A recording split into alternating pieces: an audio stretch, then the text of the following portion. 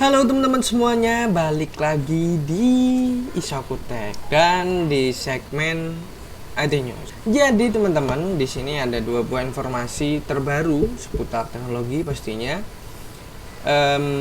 Dan dua informasi ini semuanya adalah leak atau bocoran. Nah, bocoran apa aja itu? Jangan lupa untuk tonton terus, dan seperti biasa jangan di skip videonya. Kalau ada iklan juga jangan di skip ya teman-teman.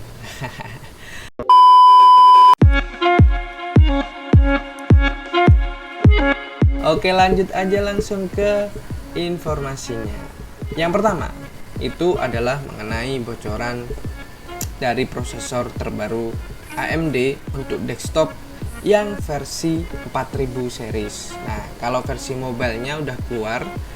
Dan laptop pertama yang menggunakan versi mobile 4000 series dari AMD ini atau AMD Ryzen 4000 series ini adalah Zephyrus G14. Kalau teman-teman sering nonton teknologi pasti tahu Zephyrus G14 ini laptop tipis tapi performanya keren abis. Dan kemarin ini baru saja ada bocoran mengenai prosesor seri 4000 series ini untuk versi desktopnya atau versi PC. Jadi AMD Ryzen yang versi 4000 ini disebut dengan codename Renoir atau Renoir tulisannya. Dan ini masih dalam soket AM4, keluarganya soket AM4.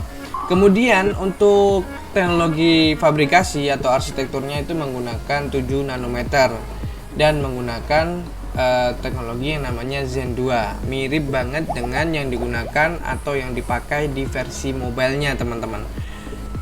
Menggunakan Zen 2, kemudian teknologi fabrikasinya itu 7 nanometer dan codename-nya juga sama, yaitu Renoir. Jadi untuk yang seri 4000 series baik mobile maupun desktop itu memiliki codename Renoir.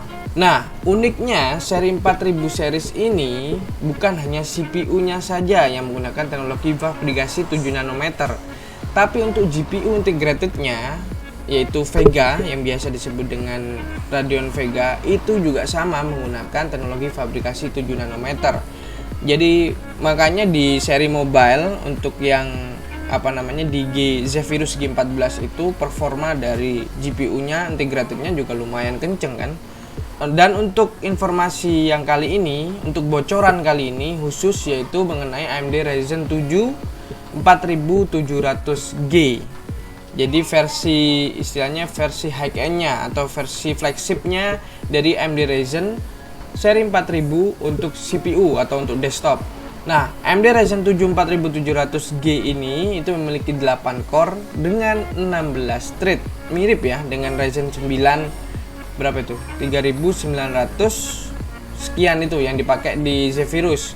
Untuk bus clock-nya sendiri 3,6 GHz frekuensinya dan bus clock-nya bisa mencapai 4,45 MHz. Untuk L3 case-nya sebesar 8 MB dan TDP-nya yaitu 65 watt. Nah, kalau kita berbicara mengenai AMD Ryzen kayaknya kurang afdol kalau misalkan kita nggak bahas mengenai integrated grafiknya. Seperti yang saya sebutkan tadi, di Ryzen 7 4700G ini itu sudah ada integrated grafiknya sama menggunakan Radeon Vega. Cuman di sini ada yang aneh teman-teman.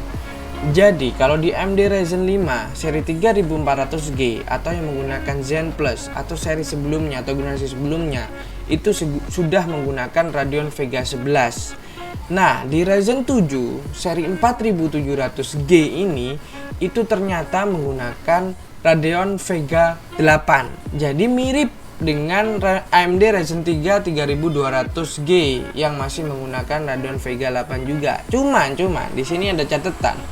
Vega 8 yang dipakai di Ryzen 7 4700G ini itu ternyata seperti yang saya sebutkan di awal menggunakan arsitektur 7 nanometer, sehingga kalau kita lihat dari frekuensinya saja, frekuensi GPU-nya saja, perbandingan kalau misalkan Ryzen 5 yang menggunakan Vega 11 yang seri sebelumnya yang menggunakan Zen Plus, Vega 11 mereka itu jalan di 1400 MHz.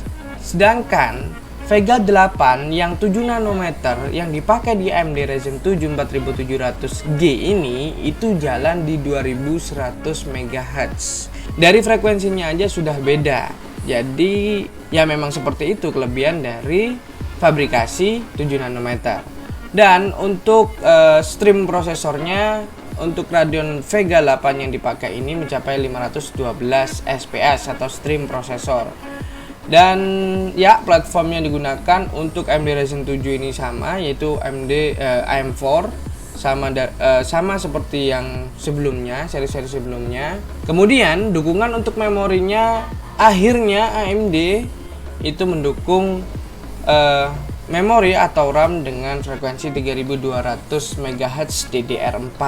Nah, ini mirip sekali sebenarnya dengan spesifikasinya mirip sekali dengan yang versi mobile. Nah, ini informasi dari AMD Ryzen 4000 series versi desktop. Selanjutnya kita ke informasi yang kedua, yaitu masih tetap bocoran karena di awal sudah saya bilang bahwasanya informasi atau video yang kali ini adalah membahas mengenai bocoran-bocoran produk terbaru.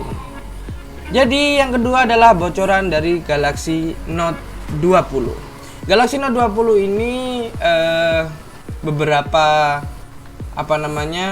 media teknologi di luar sana sudah banyak yang membahas mengenai bocorannya. Katanya itu menggunakan RAM yang bisa mencapai 16 GB, kemudian displaynya lebih kecil dibandingkan S20 Ultra, dan kemudian menggunakan teknologi yang lebih baru dari versi sebelumnya, bahkan dari S20 Ultra. Nah, penasaran?